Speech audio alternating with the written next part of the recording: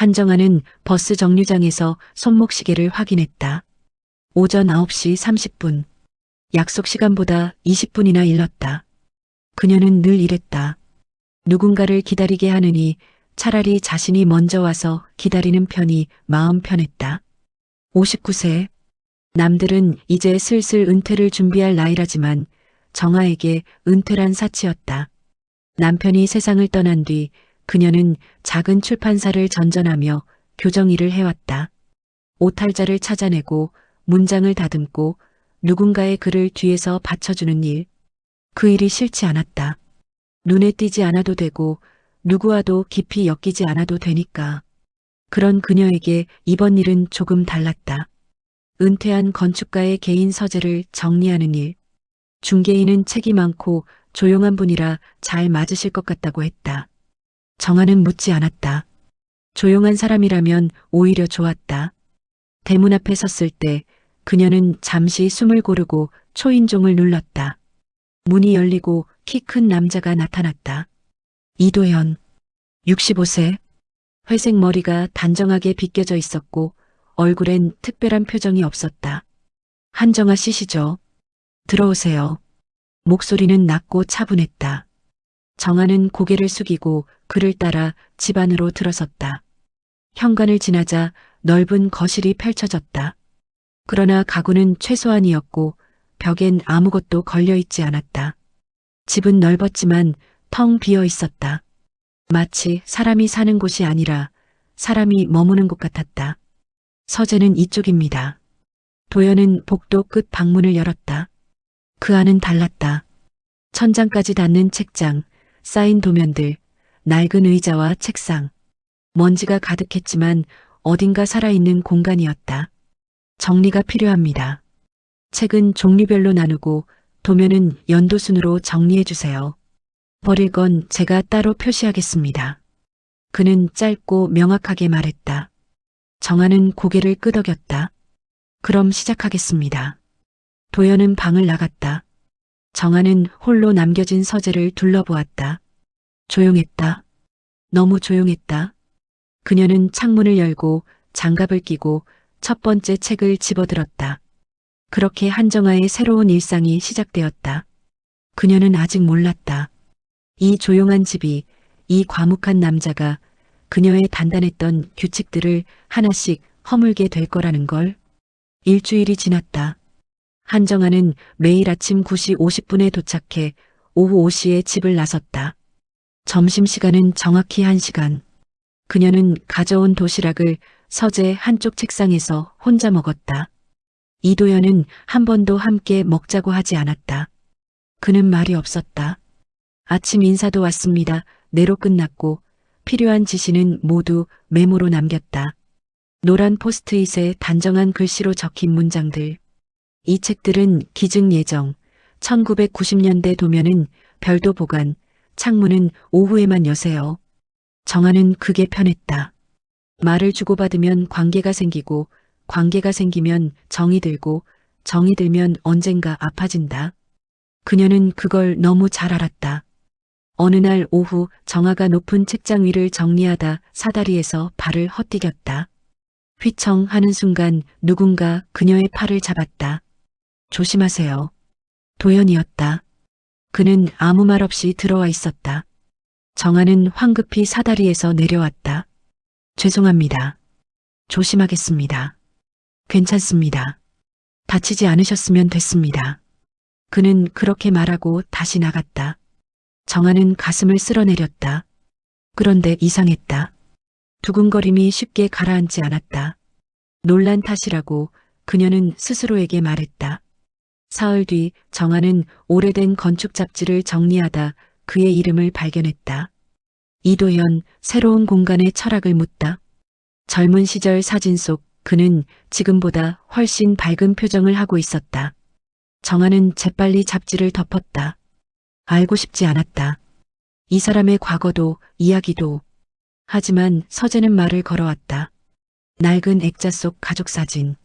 책장 구석에 꽂힌 아이 그림책. 먼지 쌓인 커피잔 2개. 정아는 그것들을 보지 않으려 애썼다. 그저 손을 움직였다.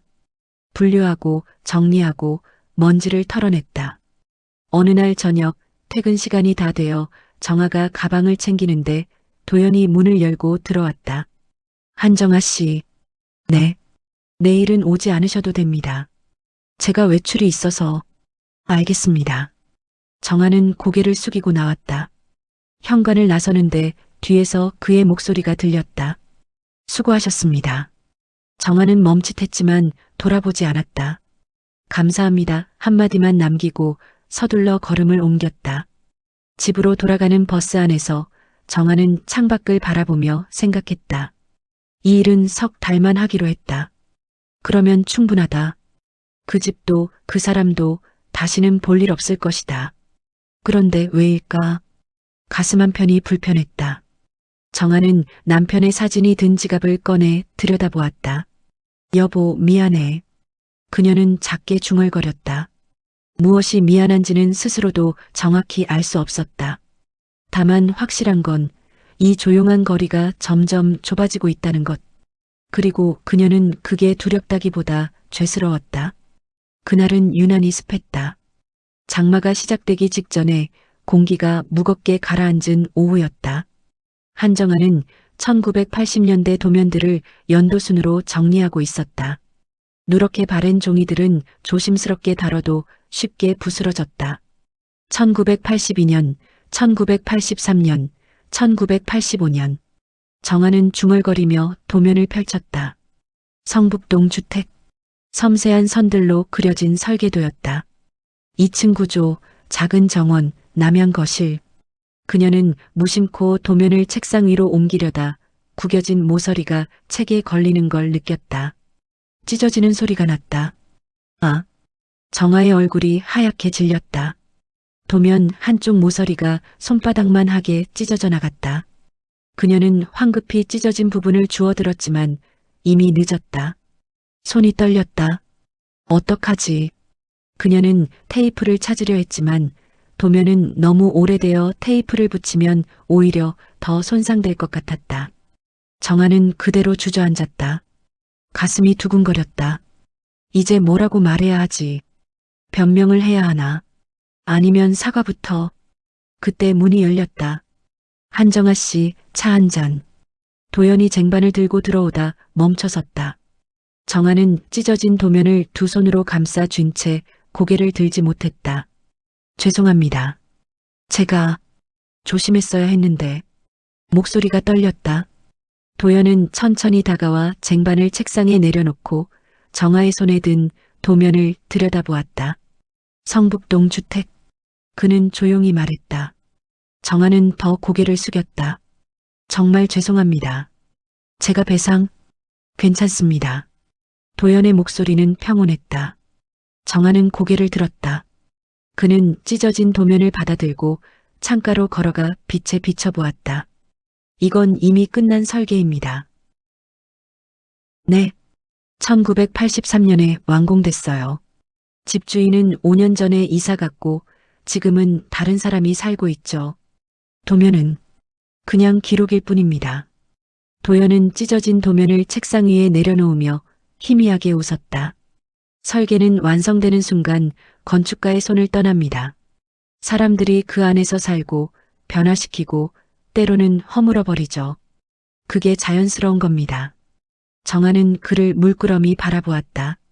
그는 화내지 않았다. 아쉬워하지도 않았다. 그저 담담했다. 그래도 한정아 씨. 도연이 그녀를 바라보았다. 과거는 이미 지나갔습니다. 찢어진 종이를 붙인다고 해서 그때로 돌아가지 않아요.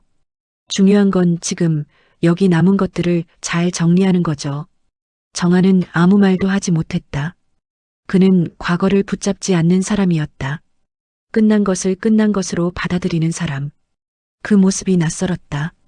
정아는 지난 12년 동안 단 하루도 과거를 놓아본 적이 없었으니까. 차 식기 전에 드세요. 도연은 그렇게 말하고 밖으로 나갔다. 정아는 홀로 남아 찻잔을 들었다. 따뜻했다. 그녀는 찢어진 도면을 다시 들여다보았다. 이상했다. 분명 자신이 실수했는데 처음으로 누군가가 그녀를 탓하지 않았다. 용서받은 것도 아니었다. 그냥 괜찮다고 했다. 정아는 천천히 숨을 내쉬었다. 무너질 것 같았던 가슴이 조금씩 제자리를 찾아가고 있었다. 그날 저녁은 비가 내렸다. 빗소리가 서재 창문을 두드렸고 정아는 평소보다 늦게까지 남아 있었다. 버스 시간을 놓쳤다. 다음 버스까지는 40분을 기다려야 했다. 한정아 씨, 아직도 계셨어요? 도연이 문을 열고 들어왔다. 그는 평소와 달리 안경을 벗고 있었다. 어딘지 피곤해 보였다. 죄송합니다. 정리가 조금 늦어져서요. 곧 나가겠습니다. 비가 많이 오는데 택시라도 불러드릴까요? 괜찮습니다. 버스 정류장이 가까워서요. 정아는 가방을 챙기려 했지만 도연은 움직이지 않고 창밖을 바라보았다. 이런 날이면 생각나는 사람이 있습니다. 정아의 손이 멈췄다. 도연은 처음으로 사적인 말을 꺼냈다. 제 아내였습니다. 비 오는 날을 좋아했던 사람이요. 정아는 대답하지 못했다. 도연은 여전히 창밖을 보며 조용히 말을 이었다. 폐암이었습니다. 6년 전에 세상을 떠났어요. 마지막 1년은 병원과 집을 오가며 보냈죠. 그의 목소리는 담담했지만 어딘가 텅 빈 것 같았다. 그 뒤로 아무것도 설계하지 못했습니다. 선을 긋고 공간을 그리고 사람이 살 곳을 만드는 일. 그게 제 전부였는데 손을 대는 순간 모든 게 무너져 내렸어요. 정아는 가방 손잡이를 꽉 쥐었다. 왜 그랬을까요? 도연이 그녀를 돌아보았다. 왜 아내가 아플 때 저는 병원 복도에 앉아서 설계도만 그렸을까요? 옆에 있어줬어야 했는데, 손을 잡아줬어야 했는데. 아내는 한 번도 원망하지 않았습니다. 오히려 당신은 그림 그려야 행복한 사람이라고 했죠. 하지만 저는 압니다. 제가 도망친 거라는 걸. 정아의 눈가가 뜨거워졌다. 저도. 그녀의 입에서 말이 흘러나왔다. 스스로도 놀랄 만큼 자연스럽게. 저도 남편을 잃었습니다. 12년 전에요. 도연이 그녀를 바라보았다. 교통사고였어요. 퇴근길에 전화가 왔었는데 저는 받지 않았어요. 그때 설거지를 하고 있었거든요. 나중에 걸지 뭐하고 생각했죠. 정아의 목소리가 떨렸다. 그게 마지막이었어요. 남편이 제게 전화를 건 마지막 순간. 무슨 말을 하려고 했을까요? 사랑한다고 했을까요? 아니면 저녁 뭐 먹고 싶냐고 물어보려 했을까요? 눈물이 흘러내렸다. 정아는 황급히 손등으로 눈물을 닦았다. 죄송합니다. 제가 왜 이러는지. 괜찮습니다. 도연이 조용히 말했다. 우린 닮았네요. 네. 자신을 용서하지 못한 사람들. 끝나버린 시간을 붙잡고 사는 사람들. 빗소리만 방 안을 채웠다. 정아는 고개를 들었다. 도연도 그녀를 바라보고 있었다. 두 사람의 눈빛 속엔 똑같은 것이 담겨 있었다. 후회, 그리움, 그리고 용서받지 못한 슬픔. 한정아 씨, 네. 오늘은 제가 바래다 드려도 될까요? 정아는 잠시 망설이다 고개를 끄덕였다. 감사합니다. 두 사람은 나란히 우산을 쓰고 빗속을 걸었다. 말은 없었지만 처음으로 그 침묵이 무겁지 않았다. 각자의 상처는 달랐지만 그 무게만은 똑같이 무거웠다. 그리고 그 사실이 이상하게도 조금 위로가 되었다. 그날 이후 무언가 달라졌다. 도연은 여전히 말이 적었지만 이따금 서재 문을 열고 점심 드셨어요? 라고 물었다. 정아는 네라고 대답했지만 사흘째 되는 날 도연이 두 사람 분의 샌드위치를 들고 들어왔다. 마침 많이 만들어서요. 정아는 거절하지 못했다. 아니, 거절하고 싶지 않았다. 두 사람은 서재 안작은 테이블에 마주 앉아 말없이 샌드위치를 먹었다. 어색하지 않았다. 오히려 편안했다. 일주일 뒤엔 함께 커피를 마셨다. 그 다음 주엔 도연이 요즘 뭘 읽으세요? 라고 물었고 정아는 처음으로 자신의 이야기를 했다. 출판사에서 일했던 이야기, 좋아하는 시인 이야기, 딸이 결혼해서 부산에 산다는 이야기, 어느새 저녁 6시가 넘어도 정아는 자리에서 일어나지 않았다. 도연도 재촉하지 않았다. 한정아 씨는 참 꼼꼼하세요. 일이니까요. 아니요. 사람이 그래요. 정아는 얼굴이 뜨거워졌다. 그녀는 서둘러 고개를 돌렸다. 이만 가보겠습니다. 벌써요? 저녁이라도. 됐습니다. 정아는 단호하게 말하고 가방을 챙겼다. 현관까지 따라온 도연에게 인사도 없이 밖으로 나갔다. 버스 정류장까지 걸으면서 그녀는 스스로에게 말했다. 이건 일이야. 그냥 일이라고. 하지만 집에 돌아와서도 가슴이 두근거렸다. 저녁을 먹다가도 샤워를 하다가도 그의 목소리가 들리는 것 같았다. 한정아 씨는 참 꼼꼼하세요. 정아는 남편의 사진을 꺼내 들었다. 여보, 나 이상한가 봐. 사진 속 남편은 웃고 있었다. 정아는 사진을 가슴에 안았다. 미안해. 정말 미안해. 다음 날 정아는 평소보다 30분 늦게 도착했다. 일부러였다. 거리를 두려는 시도였다. 하지만 도연은 아무 말 없이 안녕하세요 한마디만 건넸다. 정아는 서재에서 혼자 일했다. 점심시간이 되어도 도연은 오지 않았다. 그녀는 안도했다. 동시에 이상하게 허전했다. 오후 3시쯤 복도에서 무언가 떨어지는 소리가 들렸다. 정아는 문을 열고 나갔다. 도연이 복도에 주저앉아 있었다. 얼굴이 창백했다. 이 선생님. 정아는 달려가 그를 부축했다. 괜찮습니다. 그냥 어지러워서. 병원 가셔야 해요. 아닙니다. 약 먹으면 돼요. 도연은 힘없이 웃으며 일어서려 했지만 다리에 힘이 없었다. 정아는 그를 부축해 거실 소파까지 데려갔다. 약이 어디 있어요? 주방 서랍에. 정아는 서둘러 약을 찾아와 물과 함께 건넸다. 도연은 약을 먹고 소파에 기댔다. 정아는 그의 이마에 손을 얹었다. 뜨거웠다. 열이 있어요. 감기인가 봅니다. 혼자 사시면서 이러시면 어떡해요. 말이 튀어나온 뒤에야 정아는 깨달았다. 자신의 목소리에 담긴 걱정을. 도연도 그녀를 바라보았다. 걱정해 주시는 건가요? 정아는 손을 거두려 했지만 도연이 그녀의 손목을 가만히 잡았다. 한정아 씨, 누우세요. 저는 이러시면 안 돼요. 정아의 목소리가 떨렸다. 이건 일이에요. 우린 그냥 일하는 사이예요. 정말 그렇게 생각하세요? 정아는 대답하지 못했다. 도연은 그녀의 손을 놓았다. 죄송합니다. 정아는 자리에서 일어났다. 주방으로 가서 냄비를 꺼냈다. 냉장고를 열어 남은 재료를 확인했다. 쌀, 계란, 파. 그녀는 죽을 끓이기 시작했다. 왜 이러는 걸까? 그냥 가면 되는데. 하지만 손은 멈추지 않았다. 쌀을 씻고 물을 붓고 약한 불에 천천히 저었다. 남편이 아플 때 끓여주던 그대로. 30분 뒤 정아는 죽 한 그릇을 들고 거실로 나갔다. 도연은 소파에서 눈을 감고 있었다. 정아는 조용히 테이블에 그릇을 내려놓았다. 드세요. 도연이 눈을 떴다.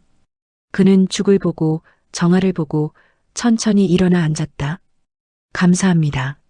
정아는 대답 대신 서재로 돌아갔다. 문을 닫고 책상에 앉았다. 손이 떨렸다. 그녀는 깨달았다. 이미 마음은 규칙을 넘고 있었다. 언제부터였을까? 함께 커피를 마실 때? 빗속을 걸을 때? 아니면 그보다 훨씬 전부터? 정아는 두 손으로 얼굴을 감출다. 안 돼. 이러면 안 되는데. 하지만 가슴은 이미 알고 있었다. 규칙 따윈 소용없다는 걸. 그리고 그 사실이 정아를 가장 괴롭혔다. 그날 밤 정아는 잠을 이루지 못했다. 천장을 바라보며 뒤척이다. 결국 새벽 4시에 침대에서 일어났다. 거실로 나가 남편의 사진 앞에 앉았다. 여보, 나 어떡하면 좋아? 사진은 대답하지 않았다.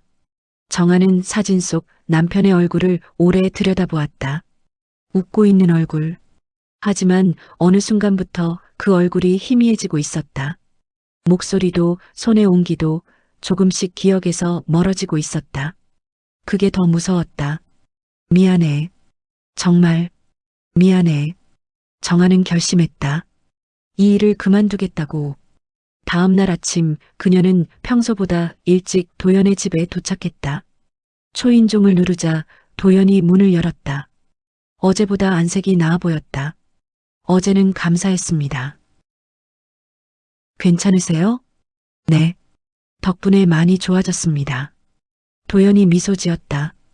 정아는 그 미소를 보지 않으려 고개를 돌렸다. 들어오세요. 잠깐만 말씀드릴 게 있습니다. 정아의 목소리가 굳어 있었다. 도연은 그녀의 표정을 보고 천천히 고개를 끄덕였다. 안으로 들어오시죠. 두 사람은 거실에 마주 앉았다. 정아는 가방을 무릎 위에 올려놓은 채 한참을 말하지 못했다. 도연은 재촉하지 않고 기다렸다. 이 일을 그만두려고 합니다. 갑자기 왜요? 개인적인 사정이 생겨서요. 제가 뭘 잘못했나요? 도연의 목소리에 당황이 묻어났다. 정아는 고개를 저었다. 아닙니다. 선생님 잘못이 아니에요. 그럼 뭔가요? 그냥. 정아는 입술을 깨물었다. 제가 이러면 안 될 것 같아서요. 이러면? 이렇게 편해지면 안 돼요. 이렇게 익숙해지면 안 돼요. 정아의 목소리가 떨렸다. 함께 밥을 먹고 커피를 마시고 걱정하고 그러다 보면 정이 들어요. 정이 들면 아파요. 저는 더 이상 그런 아픔을 감당할 수 없어요. 한정아 씨, 남편이 떠난 뒤로 12년을 혼자 살았어요. 누구에게도 기대지 않고 누구도 기대오지 못하게 살았어요. 그게 편했어요. 그런데 선생님은 정하는 말을 멈췄다. 도연이 조용히 물었다. 제가 어떤가요? 너무 좋은 분이세요. 정아의 눈에 눈물이 고였다. 그래서 더 무서워요. 선생님께 의지하게 될까봐. 곁에 있는 게 당연해질까봐. 그러다가 또 혼자 남겨질까봐. 저는 떠나지 않습니다. 그걸 어떻게 알아요? 정아가 그를 똑바로 바라보았다. 남편도 그날 아침에 저녁에 보자고 했어요. 근데 못 봤어요. 영영 못 봤어요. 사람은 언제 떠날지 몰라요. 그러니까 저는 차라리 처음부터 곁에 두지 않는 게 나아요. 그건 도망입니다.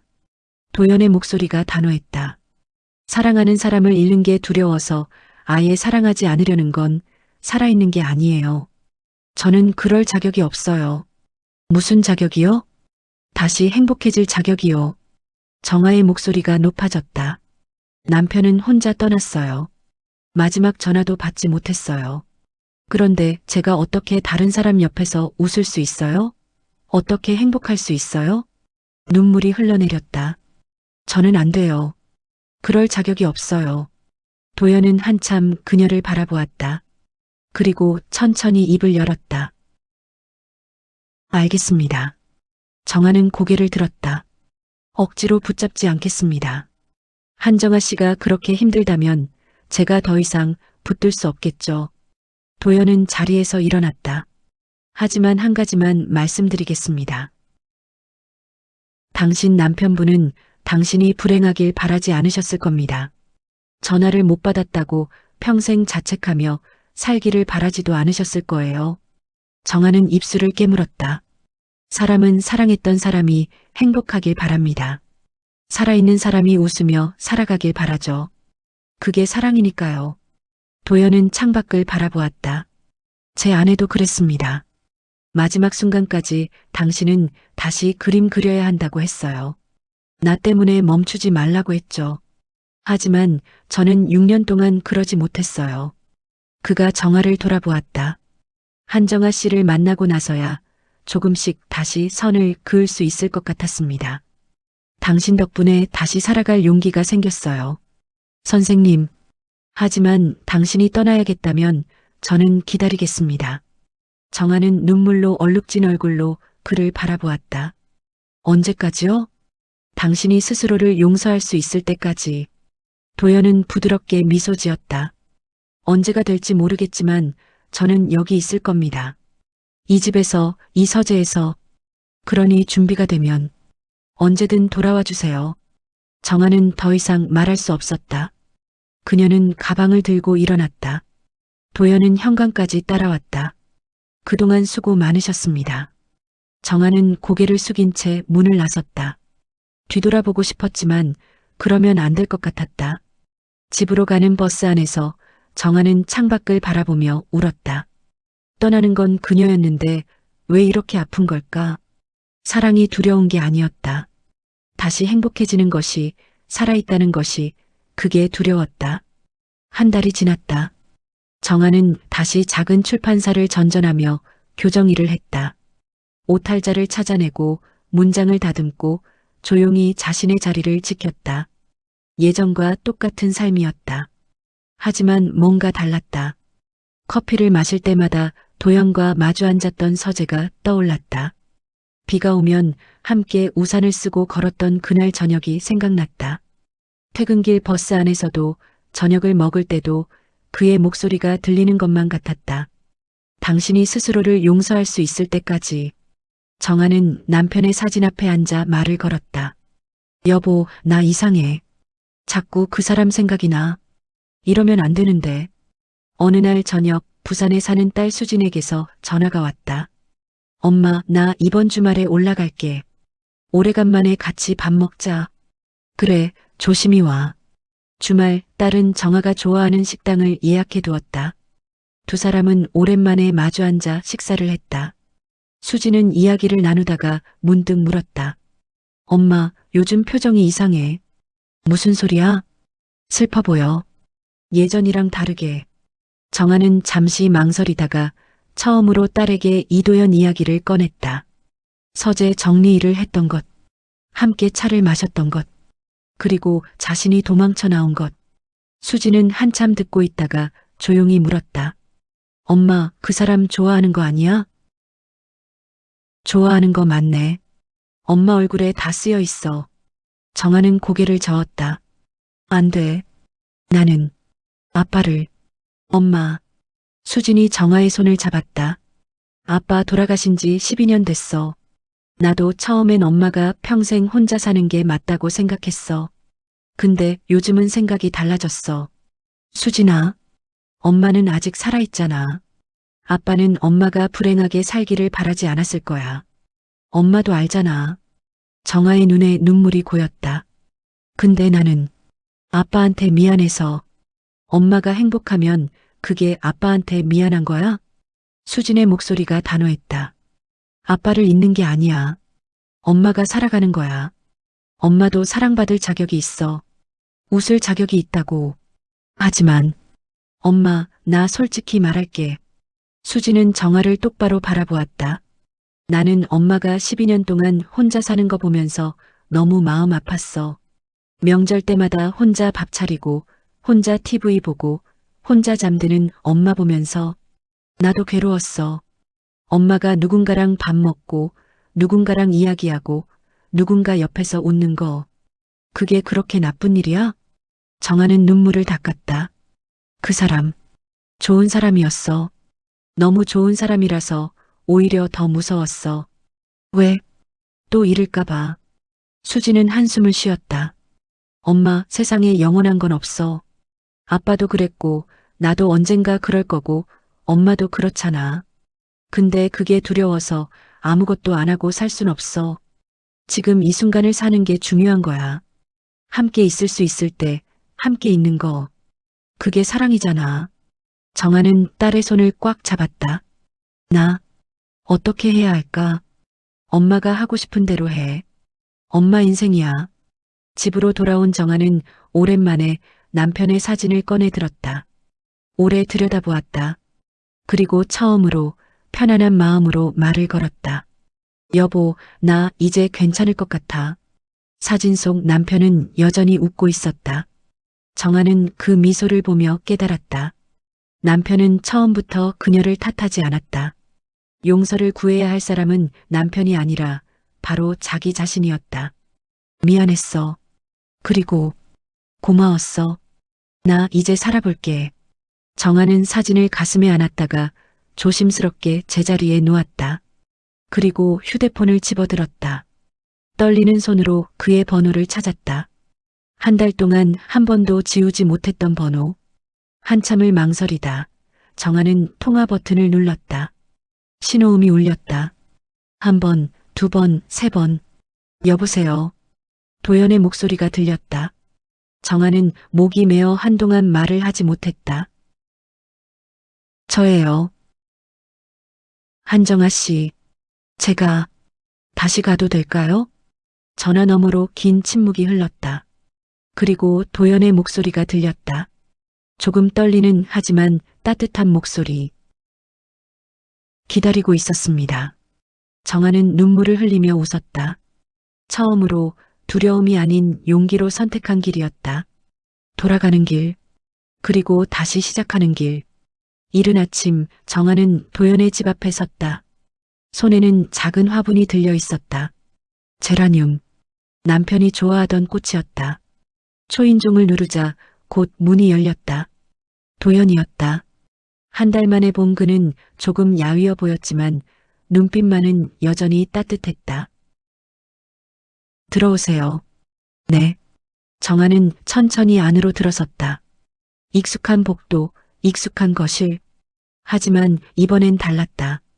도망치려는 마음이 아니라 머물고 싶은 마음으로 온 거였다. 커피 드시겠어요? 네. 두 사람은 서재가 아닌 거실 소파에 나란히 앉았다. 도연이 내온 커피잔을 받아든 정아는 한참을 아무 말도 하지 못했다. 도연도 재촉하지 않았다. 그저 기다렸다. 많이 생각했어요. 정아가 먼저 입을 열었다. 왜 이렇게 두려운지, 왜 행복해지는 게 죄책감처럼 느껴지는지. 남편을 보내고 12년 동안 저는 그 사람을 기억하는 것만이 제가 할 수 있는 사랑이라고 믿었어요. 슬퍼하고 그리워하고 후회하는 것만이 제 의무라고 생각했죠. 정아는 커피잔을 내려놓았다. 그런데 선생님을 만나고 달라졌어요. 웃는 날이 많아졌고 아침이 기다려졌고 퇴근 시간이 아쉬워졌어요. 그게 너무 좋으면서도 너무 무서웠어요. 무엇이 무서웠나요?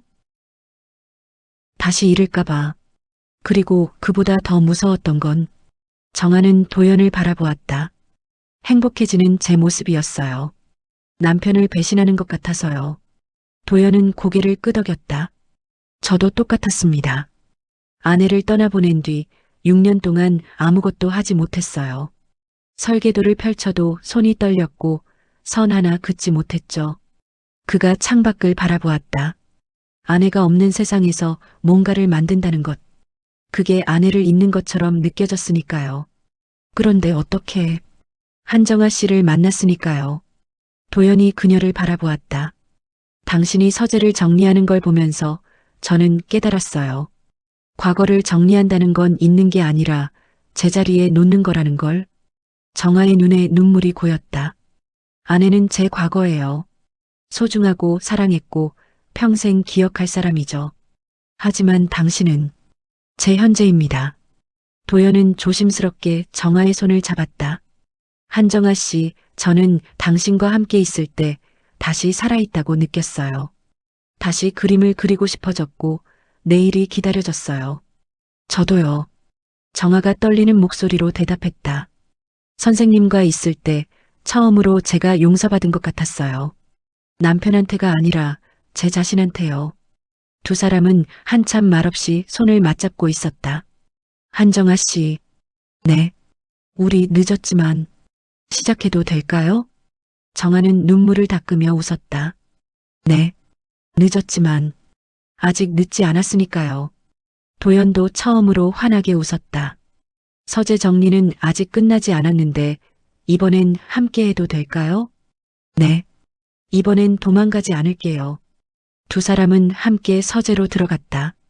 정아가 가져온 제라늄 화분을 창가에 놓았다. 햇살이 화분을 비췄다. 예쁘네요. 남편이 좋아하던 꽃이에요. 정아는 조용히 말했다. 이제는 선생님도 좋아하셨으면 좋겠어요. 도연은 고개를 끄덕였다. 제 아내도 꽃을 좋아했습니다. 특히 라벤더를요. 그럼 다음엔 라벤더도 가져올게요. 함께 키우면 좋겠습니다. 두 사람은 나란히 서재 책상 앞에 앉았다. 더 이상 설계도도 규칙도 두려움도 없었다. 한정아 씨, 네. 우린 완벽하지 않아도 괜찮습니다. 도연이 말했다. 상처도 있고 과거도 있고 두려움도 있지만 그래도 함께라면 조금씩 나아질 수 있을 것 같습니다. 정아는 그의 손을 꽉 잡았다. 네. 천천히요. 천천히. 창밖으로 봄바람이 불어왔다. 제라늄 잎이 살랑거렸다. 두 사람은 남은 시간을 증명하듯 천천히 함께 걷기 시작했다. 사랑은 늦었지만 마음은 이제서야 제자리를 찾았다. 그리고 그것으로 충분했다. 정아와 도연은 그 뒤로도 매일 서재에서 만났다. 책을 정리하고 차를 마시고 이야기를 나눴다. 어떤 날은 함께 산책을 했고 어떤 날은 조용히 나란히 앉아 책을 읽었다. 완벽하지 않았다. 가끔 정아는 여전히 죄책감에 사로잡혔고 도연은 아내를 그리워했다. 하지만 그럴 때마다 두 사람은 서로의 손을 잡았다. 과거를 지우는 것이 아니라 함께 안고 가는 것. 그것이 두 사람이 찾은 늦었지만 진실한 사랑의 방식이었다.